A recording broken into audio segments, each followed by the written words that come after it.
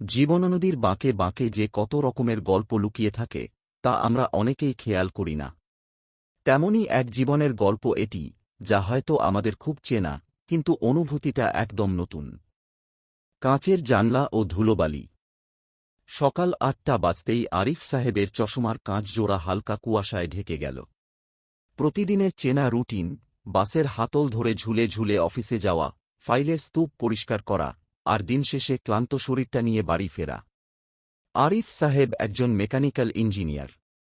ইঞ্জিনের খুঁটিনাটি সমস্যা তিনি এক তুড়িতে সমাধান করে দিতে পারেন, কিন্তু জীবনের সমীকরণগুলো দিন দিন যেন তার কাছে বড্ড জটিল ঠেকছিল। সংসার, টানাপোড়েন আর অন্তহীন দায়িত্বের চাপে তিনি ভুলেই গিয়েছিলেন যে শেষ কবে নিজের জন্য এক কাপ চা শান্তিতে খেয়েছিলেন। সেদিন অফিসে যাওয়ার পথে হঠাৎ বাসটা একটা ট্রাফিক জ্যামে আটকে গেল। জানলা দিয়ে বাইরে তাকাতেই আরিফ সাহেবের চোখ গেল ফুটপাতে বসা এক বৃদ্ধের দিকে। বৃদ্ধ ভাঙা কাঁচের চশমা জোড়া একটা পুরনো কাপড় দিয়ে খুব যত্ন করে মুছছেন। তাঁর চারপাশটা ধুলোবালিতে ধূসর, কিন্তু তাঁর মুখে এক অদ্ভুত, শান্ত হাসি। সেদিন বাড়ি ফিরে আরিফ সাহেব অনেকক্ষণ আয়নার সামনে দাঁড়িয়ে রইলেন। তিনি বুঝতে পারলেন, গত কয়েক বছর ধরে তিনি শুধু জীবনের গতি বাড়ানোর পেছনে ছুটেছেন, জীবনের সৌন্দর্য উপভোগ করতে ভুলে গেছেন। গাড়ি বা ইঞ্জিনের যেমন নিয়মিত দেখভাল আর বিশ্রামের প্রয়োজন হয়, মানুষের জীবনেরও ঠিক তেমনই যত্নের প্রয়োজন। পরদিন সকালে আরিফ সাহেব আর তাড়াহুড়ো করে ঘুম থেকে উঠলেন না। বারান্দায় এসে দাঁড়ালেন।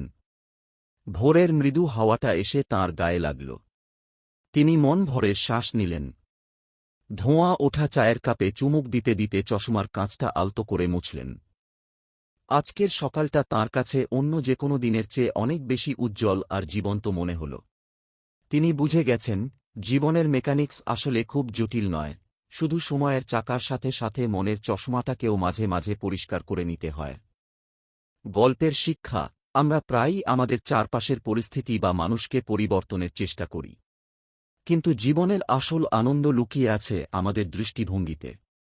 মনের ভেতরের ধুলোবালি পরিষ্কার করতে পারলে যে কোনো কঠিন পরিস্থিতিকেও সহজ ও সুন্দর মনে হয়।